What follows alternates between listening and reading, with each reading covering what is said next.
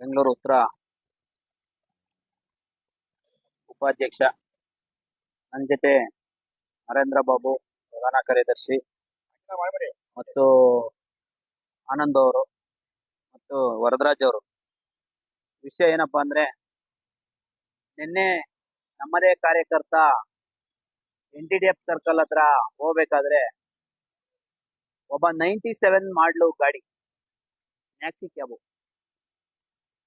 ಅವನು rash driving ಅಲ್ಲಿ ಬಂದ ಕಾರಣ ಅವನು ಫಾಸ್ಟ್ ಅಲ್ಲಿ ಹೊರಟೋಗ್ಬಿಡ್ತಾನೆ. ಅಕಸ್ಮಾತ್ ಅವನೇನಾದ್ರೂ ಮೋರಿ ಕಡಿ ಕೆಳ್ದಿಲ್ಲ ಅಂದಿದ್ರೆ ಅವನು ನಿನ್ನೆ ಡೆತ್ ಆಗೋ ಸಂಭವ 100% ಶೂರ್ಲಿ. ಆ ತರ ಎಳ್ಕೊಂಡು ಹೋದಂತ ಮ್ಯಾಕ್ಸಿ ಕ್ಯಾಬ್ ಅವನು ಚೆಕ್ ಮಾಡಿದ್ರೆ ಅವನು ಯಾವುದೇ ಡಾಕ್ಯುಮೆಂಟ್ ಇಲ್ಲ, ಪರ್ಮನೆಂಟ್ ಸಮೇತ ರದ್ದು. ಪರ್ಮನೆಂಟ್ ಸಮೇತ ಇದೇ ತರಹ ಹಿಂದಗಡೆ ಬತ್ತಿದ್ದಂತ ಓಲ್ಡ್ ಗಾಡಿನ ಕೇಳಿದ್ರೆ ಅವನು ಹೇಳ್ತಾನಂತೆ, ನಮಗೆ ಸರಿಯಾದ ಮಾಹಿತಿ ಇಲ್ಲ. ಬಟ್ ಅವನು ಹೇಳಿದ್ದು, ನಾನು ಸರ್ ಏನ್ರಿ ನಿಮ್ಮ ಗಾಡೀಲಿ ಡಾಕ್ಯುಮೆಂಟ್ ಇಲ್ಲ, ಈ ಓಲ್ಡ್ ಗಾಡಿಗಳು ಹೆಂಗ್ರಿ ಓಡ್ತಾ ಇದ್ದಾವೆ ಇವೆಲ್ಲನ, ಇನ್ಶೂರೆನ್ಸ್ ಸಮೇತ ಇಲ್ವಲ್ರಿ, ಹೆಂಗ್ರಿ ಓಡಾಡ್ತವೆ ಅಂದರೆ, ಸರ್ ನಾವು ಲ್ಯಾಂಡ್ ಆರ್ಡ್ರಿಗೆ ಮತ್ತು ಟ್ರಾಫಿಕ್ಕು ಪೀಣ್ಯ ಪೊಲೀಸ್ ಸ್ಟೇಷನ್ ಅವ್ರಿಗೆ 1,500 ಕೊಡ್ತೀವಿ ಸರ್ ಅಂತ ಅವ್ನು ಹೇಳಿದ್ರು. ನಮಗೆ ಅದು ಮಾಹಿತಿ ಇಲ್ಲ. ಇನ್ನೊಂದು ವಿಷಯ ಏನಪ್ಪ ಅಂದರೆ, ಈ ಗಾಡಿಗಳು ಯಾವುದೇ ಕಾರಣಕ್ಕೂ ಡಾಕ್ಯುಮೆಂಟ್ ಇಲ್ಲದಲ್ಲೇ ರನ್ ಆಗ್ತಾ ಇರೋಂಥ ಸುಮಾರು 50ರಿಂದ 100 ಗಾಡಿಗಳು 97 ಮಾಡಲಿಂದ ಇದ್ದಾವೆ. 97 ಮಾಡಲಿಂದ ಗಾಡಿಗಳಿದ್ದಾವೆ. ಬಟ್ ಅವರು ಬೆಳಿಗ್ಗೆ ಹೊತ್ತು 9:30ಗೆ ಗಾರ್ಮೆಂಟ್ಸಿಗೆ ಬರ್ತವೆ ಗಾಡಿಗಳು. ಆ 9:30 ಗಾರ್ಮೆಂಟ್ಸಿಗೆ ಬರೋ ಟೈಮಲ್ಲಿ ಅವರು ಯಾವ ಥರ ಗಾಡಿ ಓಡಿಸ್ತಾರೆ ಅಂದರೆ, ರೋಡಲ್ಲಿ ಏನಂಗೆ ಎಲ್ಲ ಟೂ ವೀಲರು ಆಟೋಗಳು ತೂರ್ಸ್ಕೊಂಡು ಹೋದಂಗೆ ಹೋಗ್ತಾರೆ. ಅಲ್ಲಿ ಸ್ಕೂಲ್ ಮಕ್ಕಳಿರ್ಬೋದು ಮತ್ತು ಸಾರ್ವಜನಿಕರಿಗಿರ್ಬೋದು, ಅವರು ನಿಲ್ಲಿಸ್ಬಿಟ್ಟು ಕೆಲವ್ರು ಬೈತಾರೆ, ನೀನು ಹಿಂಗೆ ಹೋಗ್ತೀಯಲ್ಲಪ್ಪ, ಏನಾನ ಹೆಚ್ಚು ಕಮ್ಮಿ ಆದರೆ ಏನಂತ. ಒಂದು ಪ್ರಶ್ನೆ ಏನಪ್ಪ ಅಂದರೆ, ಪೀಣ್ಯ ಇಂಡಸ್ಟ್ರಿ ಗಾರ್ಮೆಂಟ್ಸಲ್ಲಿ ಸುಮಾರು 50ರಿಂದ 100 ಗಾಡಿಗಳು 97 ಮಾಡಲಿಂದ ಮೇಲ್ಪಟ್ಟವು, ಸುಮಾರು 25 ವರ್ಷ 30 ವರ್ಷದ ಗಾಡಿಗಳು ಗಾರ್ಮೆಂಟ್ಸಲ್ಲಿ ರನ್ ಆಗ್ತಾ ಇದ್ದಾವೆ. ಗಾರ್ಮೆಂಟ್ಸ್ನಾಗೆ ಯಾವ ರೀತಿ ಇವರು ಗಾಡಿಗಳನ್ನ ಅವನ್ನ ರನ್ ಆಗೋಕ್ಕೆ ಇವರು ತೊಗೊಂಡಿದ್ದಾರೆ ಅಂದರೆ, ಹಳ್ಳಿ ಕಡೆಯಿಂದ ಸುಮಾರು 20-30 ಜನಗಳನ್ನ ಹಳೆ ಗಾಡಿಗಳಲ್ಲಿ ತುಂಬ್ಕೊಂಡು ಬಂದು ಗಾರ್ಮೆಂಟ್ಸಿಗೆ ಬಿಡ್ತಾರೆ. ಅದು ಇದಕ್ಕೆ ಗಾರ್ಮೆಂಟ್ಸ್ನವ್ರು ಹೆಂಗೆ ತೊಗೊಂಡ್ರಪ್ಪ ಈ ಗಾಡಿಗಳನ್ನ, ಏನೂ ಡಾಕ್ಯುಮೆಂಟ್ಗಳಿಂದಲೇ ಗಾಡಿಗಳನ್ನ ಗಾರ್ಮೆಂಟ್ಸ್ನವರು ಹೆಂಗೆ ರನ್ ಮಾಡ್ತವ್ರೆ ನೋಡಿ. ಅವ್ರ ಡಾಕ್ಯುಮೆಂಟ್ಗಳು ನಾವು ಪೀಣ್ಯ ಪೊಲೀಸ್ ಸ್ಟೇಷನ್ ಅವ್ರಿಗೆ ನಾವು ಇವಾಗ ಕೊಟ್ಟಿದ್ದೀವಿ. ಇದನ್ನು ಈ ಕಾಪಿ ಮತ್ತು ನಾವು ಇನ್ನೊಂದು ಲೆಟ್ರ್ ರೆಡಿ ಮಾಡಿದ್ದೀವಿ. ಅದನ್ನು ಶಾಂತಿನಗರ RTOಗೂ ನಾವು ತಲುಪಿಸ್ತೀವಿ. ಮತ್ತು ನಾವು ಬೆಂಗಳೂರು ಟ್ರಾಫಿಕ್ ಕಮಿಷನ್ ಅವ್ರಿಗೆ ಅವ್ರಿಗೂ ಸಮೇತ ಒಂದು ಮನವಿ ಪತ್ರನ ನಾವು ಪೋಸ್ಟ್ ಮುಖಾಂತರ ಅವ್ರಿಗೆ ಕಳಿಸ್ತೀವಿ.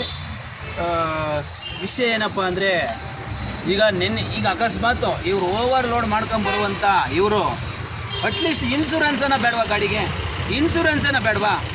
ಇಲ್ಲಿ ಏನಾಗ್ತಾ ಇದೆ ಅಂದರೆ, ನಮ್ಮನ್ನು ಸಾರ್ವಜನಿಕರನ್ನು ತಿದ್ದಿ ಬುದ್ಧಿ ಹೇಳೋ ಅಂಥ ಕೆಲವು ಅಧಿಕಾರಿಗಳು ಇಲ್ಲ 500ಕ್ಕೋ ಇಲ್ಲ 1000ಕ್ಕೋ ಇಲ್ಲ 1,000ಕ್ಕೋ ಆಸೆ ಪಟ್ಟು ಈ ಗಾಡಿಗಳನ್ನ ಟಚ್ ಮಾಡ್ದಲೇ ಇರೋ ಕಾರಣ ಇವು ಗಾಡಿಗಳು ಸುಮಾರು 5-6-7 ವರ್ಷದಿಂದಲೂ ರನ್ನಿಂಗ್ ಆಗ್ತಲೇ ಇದೆ. ಅದ್ರ ಬಗ್ಗೆ ಯಾರೂ ತಲೆ ಕೆಡಿಸ್ಕೊಂಡಿರಲಿಲ್ಲ. ಅದಕ್ಕೆ ಅವು ಬೆಳಿಗ್ಗೆ ಬರೋದು 9:30, ಸಾಯಂಕಾಲ 5:30 ಅಲ್ಲೆಲ್ಲ ನಿಲ್ಲಿಸಿರ್ತಾರೆ, ಸಾಯಂಕಾಲ 5:30 ಹೊರಟೋಗ್ತವೆ. ಆದ್ದರಿಂದ ಯಾರೂ ತಲೆ ಕೆಡಿಸ್ಕೊಂಡಿರಲಿಲ್ಲ. ಅಟ್ಲೀಸ್ಟ್ ಏನಾನ ಆಗಿದೆ. ನಿನ್ನೆ ಅವನು ಫಾಸ್ಟಾಗಿ ಹೋದಂಥ ಮನುಷ್ಯ, ಟೂ ವೀಲರು ಮೋರಿ ಕಡೆಗೆ ಇದ್ದರೆ ಅವ್ನು ಫುಲ್ ಲೆಫ್ಟ್ ಎಳಿತಾನೆ. ಏನಾದರೂ ಅವ್ನು ಬಿದ್ದಂಥ ಕಾರಣಕ್ಕೆ ನಿಲ್ಲಿಸ್ಬಿಡು ಸರ್ ಏನಾಯಿತು ಅನ್ನೋ ಮಾನವೀಯತೆಯೂ ಇಲ್ಲ. ಆದ್ದರಿಂದ ನಾವಿವತ್ತು ಸಂಚಾರಿ ಪೊಲೀಸ್ ಠಾಣೆಗೆ ನಾವು ಮನವಿ ಪತ್ರವನ್ನು ಕೊಟ್ಟಿದ್ದೇವೆ.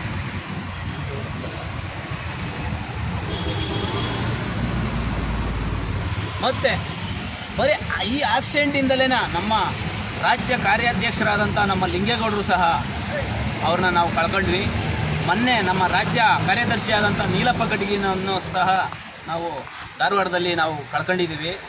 ಬಟ್ ಏನಂದರೆ, ಈ RTOದವರು ಎಲ್ಲೋ ನಿಂತ್ಕೊಂಡು ಸಣ್ಣ ಪುಟ್ಟ ಗಾಡಿಗಳನ್ನ ಹಿಡಿದು ರಿಸಿಪ್ಟ್ ಹಾಕಿ ಪೆನಲ್ಟಿ ಹಾಕೋಂಥ RTOದವರು ಬೆಳಿಗ್ಗೆ 5 ಗಂಟೆಗೆ 6 ಗಂಟೆಗೆ ನಿಂತ್ಕೊಂಡು ರೋಡಲ್ಲಿ ಗಾಡಿ ಅಡ್ಡ ಹಾಕುವಂಥ ಆರ್ ಟಿ ಒಗಳು ಯಾಕೆ ನೀವು ಹಳೆ ಗಾಡಿಗಳು ಯಾಕೆ ಹಿಡಿಯಲ್ಲ? ಹಳೆ ಗಾಡಿಗಳು ಓಡಿಸೋದ್ರಿಂದ ನಿಮ್ಗೇನಾದರೂ ಮಂತ್ಲಿ ಕಮಿಷನ್ ಬರ್ತದಾ? ನಿಮ್ಗೇನು ಲಾಭ? ಮಾಮೂಲಿ ಹೋಗಿರೋ ಚೆನ್ನಾಗಿರೋ ಗಾಡಿನ ಹಿಡಿದ್ಬಿಟ್ಟು ಪೆನಾಲ್ಟಿ ಹಾಕ್ತೀರಾ. ನಿಮಗೆ 97 ಮಾಡಲು ಗಾಡಿ ಯಾವುದು, 2022 ಮಾಡಲಿ ಯಾವುದು ಅಂಬದು ಗೊತ್ತಾಗಲ್ವಾ? ಯಾಕೆ ಆ ಗಾಡಿಗಳನ್ನ ನೀವು ಸಿಟಿಲಿ ರನ್ ಬಿಡ್ತಾ ಇದ್ದೀರಾ? ಏನಾದರೂ ಹೆಚ್ಚಿನ ಅಪಘಾತ ಆದರೆ ಎಲ್ಲಿಂದ ನೀವು ನಷ್ಟ ತುಂಬಿಕೊಡ್ತೀರಾ? ಇನ್ಶೂರೆನ್ಸು ಇಲ್ಲ. ಇದಕ್ಕೆ ನಾಳೆ ದಿನ ಏನಾದರೂ ಹೆಚ್ಚು ಕಮ್ಮಿ ಆದಲ್ಲಿ ನಿಮ್ಮ ಟ್ರಾಫಿಕ್ ಇಲಾಖೆ, ನಾವು ಎಲ್ಲ ಗಾಡಿನೂ ಹಿಡಿದು ಚೆಕ್ ಮಾಡಿರಿ ಅಂತ ಹೇಳ್ತಾ ಇಲ್ಲ. ಈಗ ಒಂದು ಗಾಡಿ ನೋಡಿದ್ರೆ ಈ ಗಾಡಿಗೆ ಏನೂ ಇಲ್ಲ, ಆ ಗಾಡಿಗಳನ್ನ RTO ಮತ್ತು ಟ್ರಾಫಿಕ್ ಇಲಾಖೆಯವರು ಜಂಟಿ ಕಾರ್ಯಾಚರಣೆ ಮಾಡಿ ಆ ಗಾಡಿಗಳನ್ನ ಯಾವುದೇ ಡಾಕ್ಯುಮೆಂಟ್ಸ್ ಇಲ್ಲದೆ ಇರೋಂಥ ಗಾಡಿಗಳನ್ನ ತಗೊಂಬಂದು ಸೀಜ್ ಮಾಡಿ ಅಂತ ನಾವು ಹೇಳ್ತಾ ಇರೋದು. ನಾಳೆ ದಿನ ಇದೇ ಗಾರ್ಮೆಂಟ್ಸ್ ಹಳ್ಳಿ ಕಡೆಯಿಂದ ತುಂಬ್ಕೊಂಬರ್ತಾರೆ, 20 ಜನ 30 ಜನ ಇರ್ತಾರೆ, ಅವರು ಆಟೋ ತೂರಿಸ್ಕೊಂಬರ್ತಾರೆ ರೇಸಲ್ಲಿ.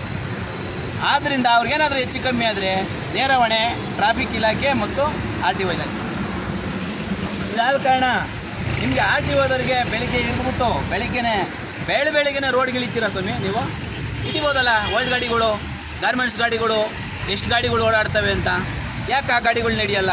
ನಮಗೆ ಸಾರ್ವಜನಿಕರು ಮಾಹಿತಿ ಕೊಟ್ಟಿರೋದ ಪ್ರಕಾರ ಯಾರೋ ಒಬ್ಬ ಅಶೋಕ್ ಅನ್ನೋ ವ್ಯಕ್ತಿ ಪೀಣ್ಯ ಸಂಚಾರಿ ಠಾಣೆಯ ಅಶೋಕ್ ಅನ್ನೋ ವ್ಯಕ್ತಿ ಸಾರ್ವಜನಿಕರು ಮಾಹಿತಿ, ನಮಗಲ್ಲ ಇದು ಯಾರೋ ಒಂದು ಮಾತು ಹೇಳಿದ್ದು. ಅಶೋಕ್ ಅನ್ನೋ ವ್ಯಕ್ತಿ ಮಂತ್ಲಿ ಹೋಗಿ ಪೀಣ್ಯ ಟ್ರಾಫಿಕ್ ಪೊಲೀಸ್ ಸ್ಟೇಷನ್ನಿಂದ ಮಂತ್ಲಿ ಹೋಗಿ ಗಾರ್ಮೆಂಟ್ಸ್ಗಳ ಹತ್ರ ಅವನೇ ಖುದ್ದಾಗಿ ಹೋಗಿ ಆ ಅಮೌಂಟನ್ನು ಮಂತ್ಲಿ 3,000 ಕಲೆಕ್ಷನ್ ಮಾಡ್ಕೊಂಬರ್ತಾರೆ ಅಂತ ನಮಗೆ ಸಾರ್ವಜನಿಕರೇನೋ ನಿನ್ನೆ ಅವನು ಮ್ಯಾಕ್ಸಿ ಕ್ಯಾಬ್ ಡ್ರೈವರೇ ಹೇಳಿದ್ದು, ಸರ್ ನಾವು ಪೀಣ್ಯ ಲ್ಯಾಂಡ್ ಆರ್ಡ್ರಿಗೆ 1,500, ಟ್ರಾಫಿಕ್ಕಿಗೆ 1,500 ನಾವು ವಾರಕ್ಕೆ ಕೊಡ್ತೀವಿ ಸರ್, ಅದರಿಂದ ನಮ್ಮನ್ನು ಟಚ್ ಮಾಡಲ್ಲ. ಈ ಭ್ರಷ್ಟಾಚಾರ ನಡೀಲಿ ರಾಜ್ಯಾದ್ವೇಷವಾಗಿ ಬೆಳೆಯೋದಕ್ಕೆ ಕಾರಣ ಕೆಲವು ಅಧಿಕಾರಿಗಳು. ಗಾಡಿಗಳನ್ನು ಹಿಡಿದಂತಾಗ ಅವ್ರಿಗೆ 500,000 ಕೊಟ್ಟಾಗ ಆ ಗಾಡಿ ಬಿಟ್ಟರೆ ಅವನೇನು ಮಾಡ್ತಾನೆ, ಪೊಲೀಸವರಿಗೆ ಒಂದು 500 ಕೊಟ್ಟರೆ ಆಯ್ತದೆ, ನೆಕ್ಸ್ಟ್ ಬಿಡ್ತಾರೆ ಅಂತ ಅವ್ನಿಗೆ ಸಿಗೋದು ಇನ್ನು ಯಾವಾಗಲೂ 6 ತಿಂಗಳಿಗೆ ವರ್ಷಕ್ಕೆ ಸಿಗೋದು. ಒಂದು 500 ಕೊಟ್ಬಿಟ್ಟು ಹೋಗೋಣ.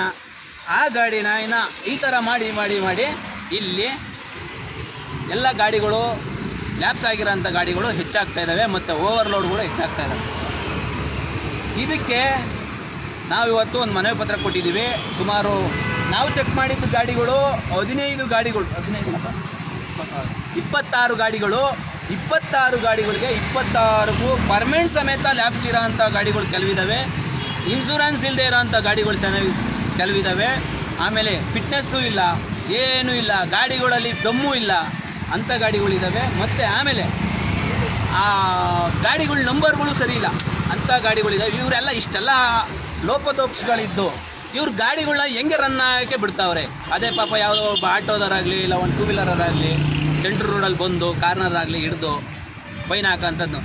ಇಂಥ 97 ಮಾಡಲಿಂದ ಗಾಡಿ ಓಡ್ತಾ ಇರೋಂಥ ಗಾಡಿಗಳು ಹೆಂಗೆ ರನ್ ಆಗ್ತಾಯಿದೆ? ಹೇಗೆ ನೀವು ರನ್ ಮಾಡಿಸ್ತಾ ಇದ್ದೀರಾ ಗಾಡಿಗಳ?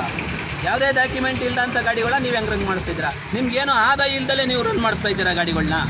ಇಲ್ಲಿ ಈ ಪ್ರಶ್ನೆ ನಮಗೆ ಉದ್ಭವ ಆಗುತ್ತೆ. ಆದ್ದರಿಂದ ದಯವಿಟ್ಟು ಇದನ್ನು ನಾನು ಮನವಿ ಕೊಡ್ತೀನಿ.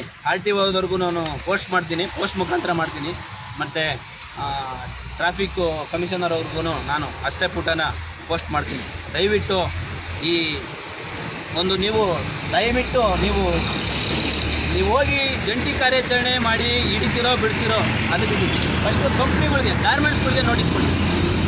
ನಿಮ್ಮಲ್ಲಿ ಏನಾದರೂ ಗಾಡಿಗಳು ಅನಧಿಕೃತವಾದ ಗಾಡಿಗಳು, ಡಾಕ್ಯುಮೆಂಟ್ ಇಲ್ಲದಂಥ ಗಾಡಿಗಳು ಏನಾದರೂ ರನ್ ಆಗ್ತಾಯಿದ್ರೆ ದಯವಿಟ್ಟು ಅಂಥ ಗಾಡಿಗಳನ್ನ ನೀವು ಮಾಡ್ಕೋಬೇಡಿ, ಅವನ್ನ ತೆಗೆದು ಆಚೆ ಹಾಕಿ ಅಂತ ನಾನು ಮನವಿ ಮಾಡ್ಕೊತಾ ಇದ್ದೀನಿ. ಆದ್ದರಿಂದ ದಯವಿಟ್ಟು ಯಾರಿಗೂ ತೊಂದರೆ ಆಗೋದು ಬೇಡ. ಸಾರ್ವಜನಿಕರಿಗೆ ಗಾಡಿ ಡಾಕ್ಯುಮೆಂಟ್ಸ್ ಎಲ್ಲ ರನ್ ಇರೋವನ್ನೇ ತಗೊಳ್ಳಿ. ಅಕಸ್ಮಾತ್ 20-30 ಜನ ಬರ್ತಾ ಇರ್ತಾರೆ, ಅಂಥ ಟೈಮಲ್ಲಿ ಏನಾದರೂ ಹೆಚ್ಚು ಕಮ್ಮಿ ಆಯಿತು ಅಂದರೆ ಅವ್ರಿಗೆ ನಷ್ಟ ಭರಿಸ್ಕೊಡೋಕ್ಕೆ ಏನು ಡಾಕ್ಯುಮೆಂಟೇ ಇಲ್ಲ ಅಂದರೆ ಹೆಂಗಾಗುತ್ತೆ? ಆದ್ದರಿಂದ ನಾನು ಒಂದು ಮನವಿ ಮಾಡ್ಕೊತಾ ಇದ್ದೀನಿ RTO ಅಧಿಕಾರಿಗಳಿಗೆ, ದಯವಿಟ್ಟು ಸ್ವಾಮಿ ನೀವು ಇಲ್ಲೆಲ್ಲೋ ಹೋಗಿ ಹಿಡಿಯೋದ್ರ ಬದಲ ಇಂಥ 97 ಇರೋಂಥ ಗಾಡಿಗಳು ಓಡಿಸ್ಕೊಳ್ಳಿ. ಅವ್ರ ಬಿಸ್ನೆಸ್ಸಿಗೆ ನಮಗೇನು ತೊಂದರೆ ಇಲ್ಲ, ನೋ ಅಬ್ಜೆಕ್ಷನ್. ಅವರು ಓಡಿಸ್ಕೊಳ್ಳೋದ್ರೆ 25 ಅಲ್ಲ 40 ವರ್ಷದ ಗಾಡಿ ಓಡಿಸ್ಕೊಳ್ಳಿ. ಅಟ್ಲೀಸ್ಟ್ ಇನ್ಸೂರೆನ್ಸು ಬೇಡವಾ? ಇನ್ಸೂರೆನ್ಸು ಇಲ್ಲ, ಪರ್ಮನೆಂಟು ಲ್ಯಾಪ್ಸು, ಗಾಡೀಲಿ ಏನೂ ಇಲ್ಲ, ಬರೀ ಡೀಸೆಲ್ ಹಾಕ್ಸ್ಕೊ ಓಡಿಸು. ಆದ್ದರಿಂದ ದಯವಿಟ್ಟು ಇಂಥ ಗಾಡಿಗಳನ್ನೆಲ್ಲ ನೀವು ಹಿಡಿದು ಅವ್ರಿಗೆ ಏನು ಮಾಡ್ತೀರಾ, ಅವ್ರಿಗೆ ಗಾಡಿ ಡಾಕ್ಯುಮೆಂಟ್ ರನ್ ಮಾಡಿಕೊಡ್ತಿರೋ ಇಲ್ಲ ಅವ್ರಿಗೆ ಇನ್ಸೂರೆನ್ಸ್ ಕಟ್ಟಕ್ಕೆ ಹೇಳ್ತಿರೋ ಅವೆಲ್ಲ ಹೇಳಿ ನೀವು ಅಷ್ಟು ಮಾಡಬೇಕು ಅಂತೇಳಿ ನಾನು ಮನವಿ ಮಾಡ್ಕೊತಾ ಇದ್ದೀನಿ. ಮುಂದಿನ ದಿನದಲ್ಲಿ ಏನಾದರೂ ಆ ಗಾಡಿಗಳಿಂದ ಹೆಚ್ಚು ಕಮ್ಮಿ ಆದರೆ ಫ್ಯಾಮಿಲಿಗೆ, ಸಾರ್ವಜನಿಕರಿಗೆ, ಗಾರ್ಮೆಂಟ್ಸ್ ಹೆಣ್ಮಕ್ಳು, ಗಾರ್ಮೆಂಟ್ಸ್ಗೆ ಹೋಗೋ ಅಂಥ ಹೆಣ್ಮಕ್ಳು ಏನಾದರೂ ಗಾಡಿ ಪಲ್ಟಿಯಾಗಿ ಅಕಸ್ಮಾತ್ ಆಗೋದು ಬೇಡ. ಆದರೆ ನೇರ ಹೊಣೆ ನಿಮ್ಮ ಟ್ರಾಫಿಕ್ ಇಲಾಖೆ ಮತ್ತು RTO ಇಲಾಖೆ. ಮುಂದೆ ಏನಾದ್ರು ಹೆಚ್ಚು ಕಮ್ಮಿ ಆದಲ್ಲಿ ಮುಂದಿನ ದಿನ ನಾವು ಒಂದು ಸ್ಟೇಷನ್ ಮುಂದೆ ಧರಣಿ ಕೂತ್ಕೋಬೇಕಾಗುತ್ತೆ. ದಯವಿಟ್ಟು ಇದೊಂದು ಎಚ್ಚರಿಕೆ ಕೊಡ್ತಾ ಇದ್ದೀವಿ ಕರ್ನಾಟಕ ರಾಷ್ಟ್ರ ಸಮಿತಿ ಪಕ್ಷದಿಂದ. ದಯವಿಟ್ಟು ಇದನ್ನು ನೀವು ಕಂಟ್ರೋಲ್ ತಗೊಳ್ಳೇಬೇಕು. ಯಾರೋ ಅಧಿಕಾರಿಗಳು ಒಂದು ಸ್ವಲ್ಪ ಜನ ಅಧಿಕಾರಿಗಳು ಮಾಡೋ ಕೆಲಸಗಳಿಗೆ ಇಂಥ ಡಾಕ್ಯುಮೆಂಟ್ ಇಲ್ದಾರ ಗಾಡಿಗಳು ರನ್ ಆಗ್ತಾ ಇದ್ದಾವೆ. ದಯವಿಟ್ಟು ಇದಕ್ಕೆ ನೇರ ಹೊಣೆ ನಿಮ್ಮ ಇಲಾಖೆ ಮತ್ತು ಸಾರಿಗೆ ಇಲಾಖೆನೇ ನೇರ ಹೊಣೆ ಅಂತ ಹೇಳ್ತಾ ನಾನು ಈ ಲೈವ್ನ ಮುಗಿಸ್ತಾ ಇದ್ದೀನಿ. ಎಲ್ರಿಗೂ ನಮಸ್ಕಾರ.